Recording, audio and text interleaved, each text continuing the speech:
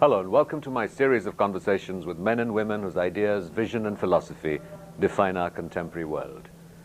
My guest today is a national icon.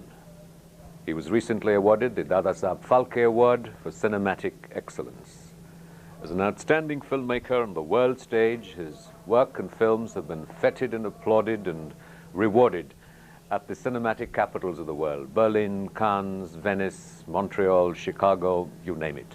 I'm delighted to welcome Mr. Mrinal Sen. Mrinal, you were recently awarded the Dadasaheb Phalke Award, a defining moment for you. What were the feelings that you experienced? You know, a hug from the president, a phone call from the prime minister, the Dadasaheb Phalke Award before the nation. It sounds quite good. You know, I felt a bit important at that time, and the people kept on coming. The media people, both from electronic and press, they came in successive waves. I looked at my wife to make sure that she's not annoyed. On the contrary, when I read her face, I could see that for the first time, possibly, I have been able to convince her that she is the wife of an important man. I felt very safe. And, you know, you went up on stage and there was this hug from the President of India. Well, it came automatically. I never knew it would be like this. And he was so human. It was not that a man is going to meet the President. It was a man-to-man relation. And that is why when he asked me a question, do you remember the day? I said, yes, of course, I do remember. In 1981, both of us got the award. That's with the Padma Bhushan. Yes, and that was it. And that was the time when the situation was such that I felt like embracing him, and he reciprocated. And that was a wonderful moment for me. You know, your work has spanned more than 30 films and many decades. Just sort of looking back over that expanse of time, you had a pretty sort of tentative beginning to your film career, not very successful first film, and then to reach this... It was terrible, the first one. Before that, I thought that I would go into film properly groomed, but then it was not so. I read a lot on cinema, and that was also an accident, you know that. And then I loved the cinema as an art medium. But at the same time, when I was watching the films, because before that I was not even a regular film goer. And when I started watching the films, after having read quite a lot about the aesthetics of cinema from the various books, so I started disliking the films which I saw, the films which were available here. So my passion for cinema and my dislike for cinema, two things, I watched, two things grew together. So, and then at a certain point of time, I felt that I should make a film. A producer was at hand. So I made it. It was terrible. And then I thought I shouldn't make film at all. I became a medical representative. After some time, I left. I came back to cinema to try my luck in cinema again. And it was a success, generally, and even Pandit Jawaharlal Nehru liked it for political reasons. I still stand by the political aspect that was in the film, that our struggle for national independence is inseparably linked up with the democratic wars for fighting. You've said that you've sort of, films that you've seen, you haven't liked most of them. When you go back and look at your films, do you still like them? Oh, this is a very interesting question. Quite often do I look back. And this kind of dialogue between the past and the present continues with me. And then I sort of discover myself, I sort of rediscover myself. And when I look back to my own films, I always feel I wish these were dress rehearsals so that I could do it over again. So that is why I remember a line from a very eminent philosopher, Brojenshil. He was during Tagore's time. He said, you need to correct your own conclusions. And that perhaps is very important. Correcting one's conclusion means you have to start from a scratch. And if only we could live for 300 years or more, as Bernard Shaw said in his Back to Methuselah, it would have been wonderful. Well, you know, the Dadasaheb Phalke Award is, you know, frequently seen as an award for someone at the epitome of his career, and frequently given to people sort of who reached the peak and then have sort of begun to decline. I mean, you have just produced, you know, a film a little over a year ago at age 80. Where does this journey take you now? You see, many people think that Dadasaheb Phalke Award means he is at the point of retirement. And, well, the lifetime achievement, something like this, so he will not make any film. I give a positive instance before you, and that is Ray, Satyajit Ray. He got the Dadasaheb Phalke Award long back. After that, he made a number of films, good, bad, or indifferent. He made his films. So I never feel that I have retired, and death is nowhere near me.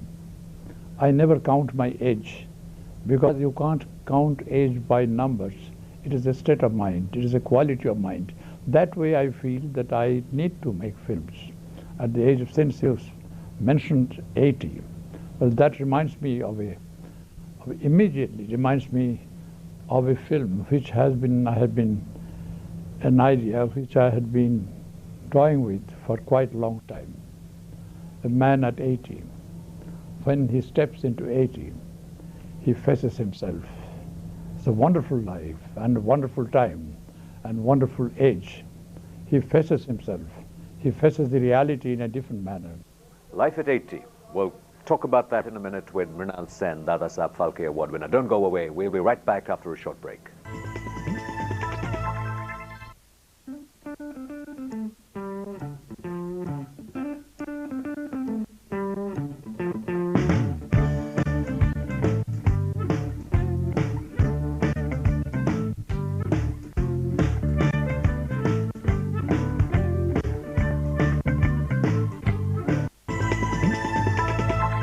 Welcome back to a continuing conversation with Mrinal Sen. You mentioned life at 80. What is life at 80 for you, this sort of a new beginning? It's a wonderful age, 80.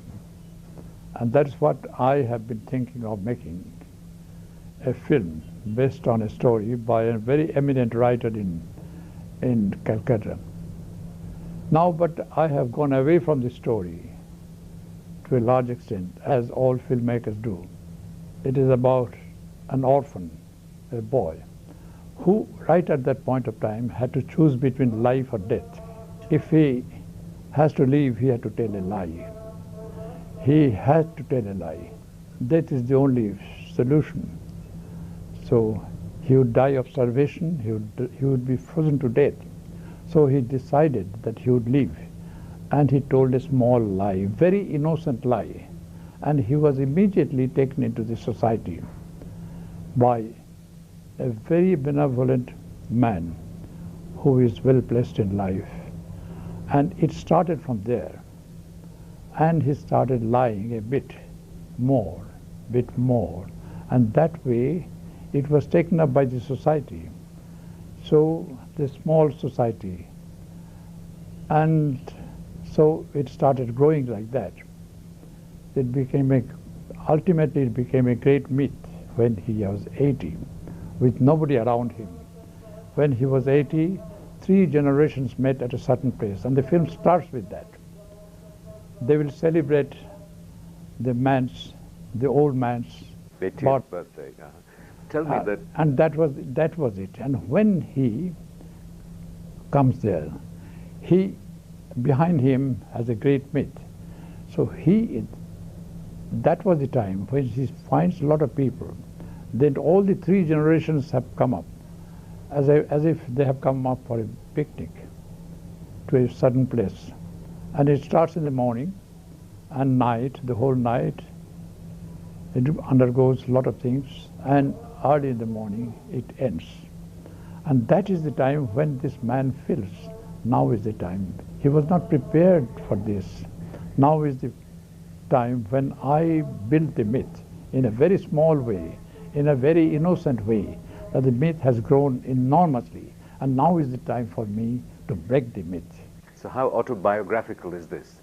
Because, you know, as a filmmaker, and you have a large body of work over a long period of time, there is a perception of you as a human being based on your work. So is there a parallel between the real Mrinal Sen and the work that speaks? Could be like that. Could be like that. I don't know how it will shape finally. So to break the myth is very important to me. It has many connotations, and this is what is happening all around us. Look at Soviet Union. A myth was created to a large extent, and it was broken. It was torn asunder. Is there a personal myth about you that you would like people to shed? Maybe, yes.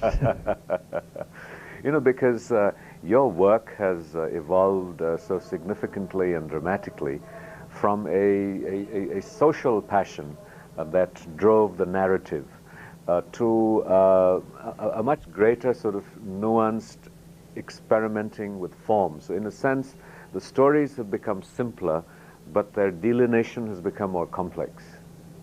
Is that a fair description? Yes, that is it. That is it. You know, and you walk into it, and you feel that you are growing with your film. You have been growing. It is a long way to make a film. It is a long journey, and you keep on growing. You keep on improvising, and you keep on running away from your script, written script. And that is what it is, and you can't escape it. And when I find the character standing in front of me, they become very, very, they want something. They want to give my due as a character, give my due, which I deserve. And that way, you know, things keep on moving, keep on running away from my original script. You've had some interesting experiences, you know, where you go onto location, you see a character, and the film changes, or the storyline changes. Tell us about it. That, I think, is very important, and at times I have felt that which I have changed, which was never in the script. Give us an example. I can give many examples, but it all depends on how the viewers will look at it, because they have to see it to realize it. But then at times I feel that I must have done a great job. And so I walk into the room, my room, and bolt the door and look at my mirror. I say, there must be streak of genius in you, guy. This is what I feel. And it came so, I don't know how the chemistry operates, but it did. And it has been happening even today. And for this film which I am thinking of, I'm quite sure that there will be such improvisations all the time. And provided you have only if you have some very intelligent the actors to do these roles, then it becomes simpler for me to explain to them why I changed, why it is not the same as I did in my script. And they immediately get it. They also get into the whole thing. So this is a kind of interaction between the actor and the director, which I think is very important. What has been sort of the greatest obstacle to the realization of your internal vision? You know, you have a vision of a moment on the screen, and then that has to be recreated visually. So the internal image gets translated into the external image. So is it technology? Is it other people? Is it performances? Is it just money? Is it infrastructure? This comes, I know, you don't have to work hard to do this, to bring it outside. Whatever is internalized, you have to bring it outside. It happens. It happens without your knowing it. That if it could be done like that, nothing like it. But if you make effort to bring it out, I think there is a lacuna there. I'm not quite sure, but this is what I have felt. It just happens to me. You know, filmmaking has changed purely in this process. You know, now you have video assists, you can see on television monitor the image that's going into the camera. But when you started working, it was, you know, filming something and then waiting, you know, perhaps a week before you were able to see the results of that vision frozen in celluloid. So was there sort of, you know, panic, despair, waiting, anxiety, you know, what's going to come out on screen? I tell you a story. Once when I was showing Akale Sandhane, In Search of Famine, we had very tough shooting for the whole day, and we worked up to 10 o'clock at night. And then I went to bed at, say, at about 12 o'clock. I dreamt a dream. It was a beautiful dream which was a reality 20 years ago. Something. And it was a takeoff from a fact which happened 20 years ago when I went to the location to make a film called Baishe Shravan, the wedding day. So that scene, a character living there, he came up in the film. He came up in my mind, in my dream, and he spoke to me. And the next morning I got up and immediately I feel that I should do something with this. What happened 20 years ago in Baishe Shravan, in reality, when I was shooting the film.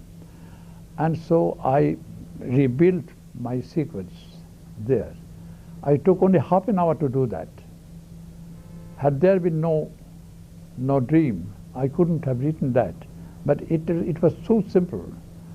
Had I worked it out on my table, then it would have taken 2, 3 hours, 4 hours, but the quality product would not have come up.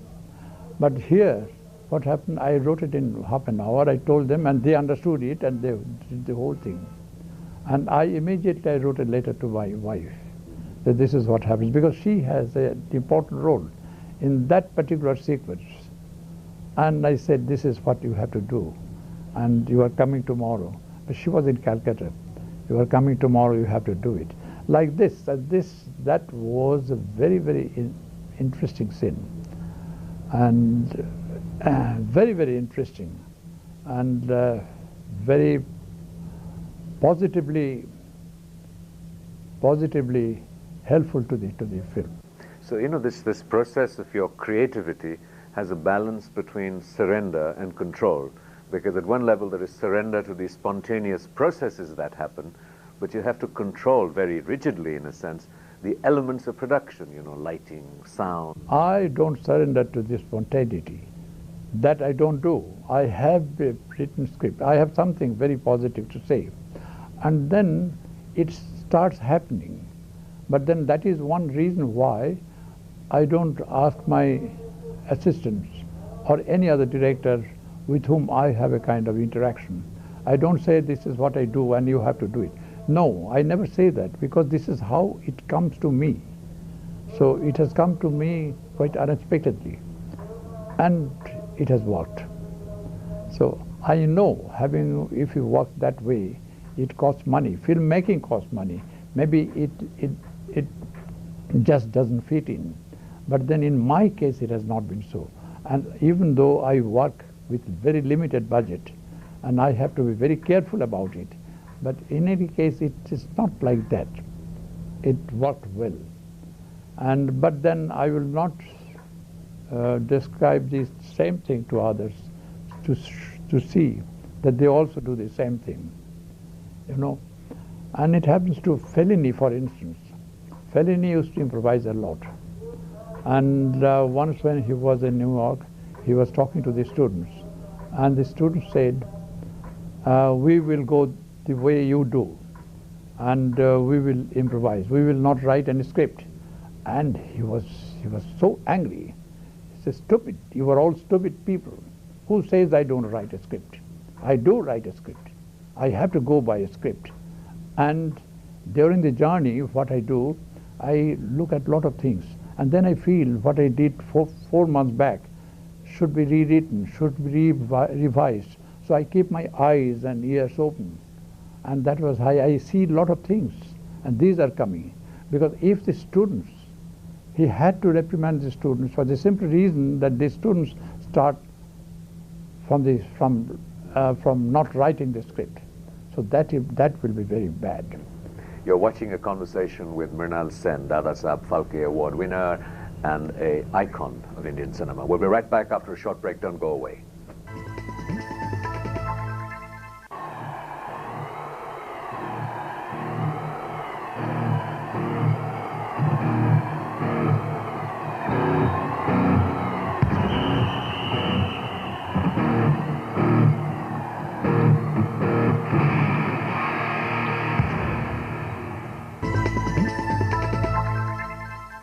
Welcome back to a continuing conversation with Mrinal Sen. Mrinal, you were talking about writing the script and then being open to changes. Have you sort of felt that your life in some ways has been like that itself, scripted, but looking out for a lot of changes and being open to change? Has your life unfolded as a script? As you as someone who's been open to changes and things that happen to it, so do you work with a sense of destiny, with a sense of a predetermined role for you? Has your life turned out the way you had thought it would when you were 20, 30 years old? That really is life, a lot of things happen to you without your knowing it. It is like my script. The script group takes certain turns. The life also does the same thing. You never know. And that is why I'm now thinking of writing something. I wrote a book which I called Always Being Born. Now I'm thinking of writing a book. I wish I could write it as a rebuilding myself or rediscovering myself. So that is why I think that you have to have a continuous interaction with the past. That is beautiful. That is beautiful.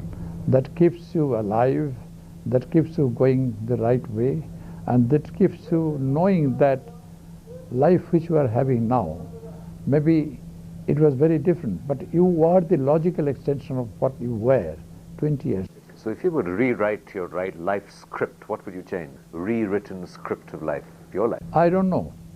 I leave it to chances. But for that, I only wish I had lived another 100 years. You have frequently spoken of your wife at every major event, of the influence she has been on you, of your sort of feeling fuller with her endorsement of your successes. You spoke about the peck on the cheek you got when she heard that you'd got the Dada Saheb Phalke Award. What influence has she been on your life? You see, whenever you tell me about Dada Saheb Phalke Award, or for that matter anybody says that, or for any of my films, which is talked about, and well, I have a sense of satisfaction on one hand, because I have done it. But at the same time I feel, deep down into me, I'm not talking rhetoric, I have a sense of guilt. I feel, have I done the right thing? I think I should redo this part. This goes on forever. I don't think that you are ever satisfied with what you have done, or your life, the life you are leading is not satisfactory. If only you could start over again, because you know what are the lapses, what were the lapses in your lifetime, during your lifetime. So this is the same thing I feel. I wish I only could redo it, and coming to Brajanshil again, that correcting one's own conclusion. With conclusion, it is not the finality of thing. You have to conclude again and keep on concluding again. That is the most interesting facet of life, I think. Is your wife your severest critic? Well, she criticizes me as much as my son does, but at the same time, they are very, very careful about me. What should I do? And there is a kind of satisfaction in criticism, that I have criticized him. But that is not all, because they would like to see that I turn out to be a complete man, both my wife and son. And that is why they are very critical. And I take it in an entirely different manner, in right manner, as I should do.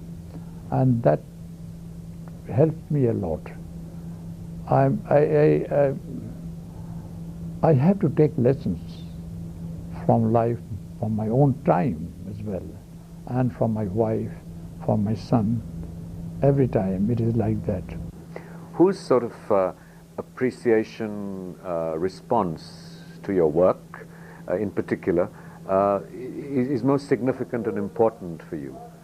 You know, awards, you know, sitting in an audience and watching other people watching your film, your own response to most it. Significant situation, and a very difficult situation, is that when I have to work with my wife. My wife, she is an actress, and filmmaking is a difficult job. But when you have to work with your wife, directing a wife is much more difficult for the simple reason she keeps on asking me questions which other people may not do. They take things for granted, but my wife wouldn't do that. And that is and then in presence of the whole, the entire unit, she starts asking me questions and fighting with me. And that I think is very important. That I think is very important, but very difficult. That is why I say it is very difficult to direct a wife. So that way, I am enormously benefited by both my wife and son, even though my son is not an actor. You've had interactions with, you know, Ritwik Ghatak, Satyajit Ray. You were the great sort of trinity of Bengali cinema and national cinema in a way. There is a new generation of directors coming up nationally in Bengal. Gautam Ghosh, Rituparna. There are several people in different regions. What kind of satisfaction do you feel about the future of Indian cinema that you helped spawn, the new cinema, the serious Look, cinema? when we came to cinema, right in the beginning, we did a kind of great crashing. And we found that the cinema is full of good films, bad films, indifferent films. These are always being done. But bad films far outnumber the good films. The way I mean good, the way I mean bad. And then again in the middle it was the same thing. And it is not only in India, it is all over the world. And the good films are much less than the bad films. And so now, when I come to the present situation, I find the same thing. There are good films being made, there are bad films being made, but there is always something. I must talk about the future. If you talk about the future of cinema, many people think, very eminent people in the world feel that we have reached the end of cinema. I don't think we have, because cinema to a large extent is a technological performance. And technology has been growing at very, very rapid pace. And so, technologically now these days, compared to what we did in the beginning or we did in the middle, now technology has grown enormously in the present Indian films. And but then at the same time we must know that cinema is just not technology. It is technology, it is heart, it is the brain. Three things must combine to make a real good films. And this is what is a big challenge to the new filmmakers, even to a filmmaker like me. Thank you very much, Mrinal. That's been a great blessing.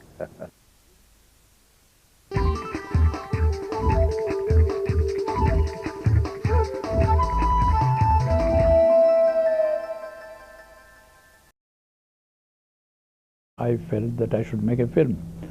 A producer was at hand, so I made it. It was terrible. And then I thought I shouldn't make film at all. I became a medical representative. After some time I left. I came back to cinema to try my luck in cinema again. And it was a success generally. And even Jawaharlal Nehru liked it. For political reasons, I still stand by the political aspect that was in the film, that our struggle for national independence is inseparably linked up with the democratic wars for fighting. You've said that you've sort of, films that you've seen, you haven't liked most of them. When you go back and look at your films, do you still like them? Oh, this is very...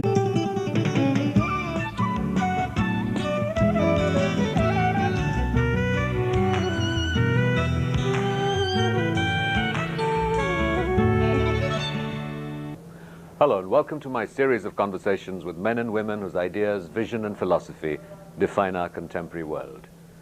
My guest today is a national icon. He was recently awarded the Dadasaheb Phalke Award for Cinematic Excellence.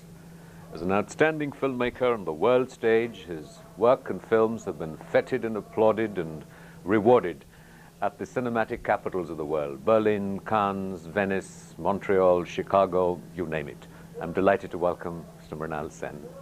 Mrinal, you were recently awarded the Dadasaheb Phalke Award, a defining moment for you.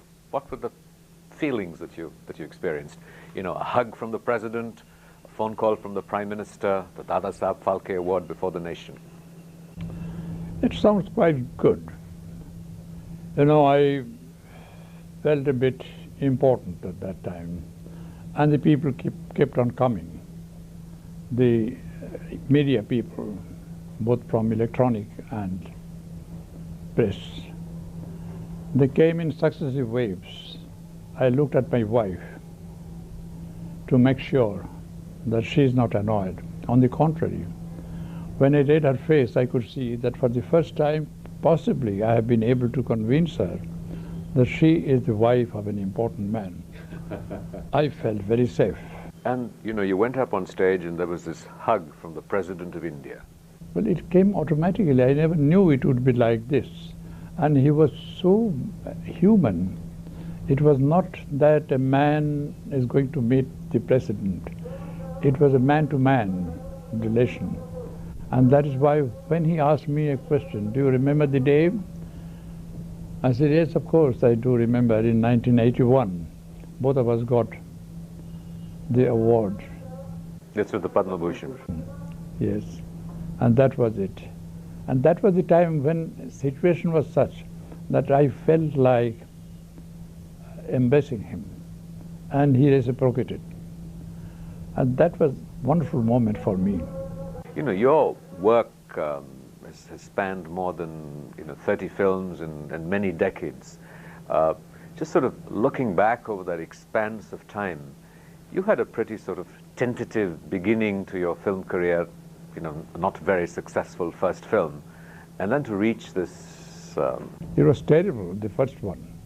Before that, I thought that I would go into film properly groomed, but then it was not so.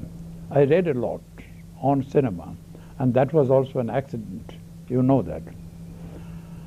And then I loved the cinema as an art medium. But at the same time, when I was watching the films, because before that I was not even a regular film goer. And when I started watching the films, after having read quite a lot about the aesthetics of cinema from the various books, so I started disliking the films which I saw, the films which were available here. So my passion for cinema and my dislike for cinema, two things, I watched, two things grew together. So, and then at a certain point of time,